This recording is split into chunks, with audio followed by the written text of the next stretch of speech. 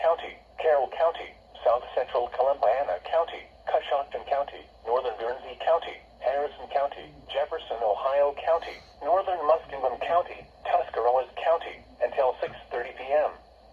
At 3:27 p.m., local law enforcement reported heavy rain in the warning area. Flooding is ongoing or expected to begin shortly. Between 1.5 and 3 inches of rain have fallen. Some locations that will experience flooding include Zanesville, Whitten, Steubenville, New Philadelphia, Coshocton, Cambridge, Ridgeville, Wellsville, Cadiz, Carrollton, Wellsburg, Freeport, Toronto, Wintersville, Newcomerstown, Mingo Junction, Follansbee, Denison, Hooverson Heights, and West Lafayette. Additional rainfall amounts up to 0.5 inches are possible in the warned area. A flood warning means that flooding is imminent or occurring.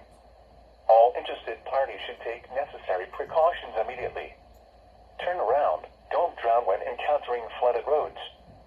Most flood deaths occur in vehicles.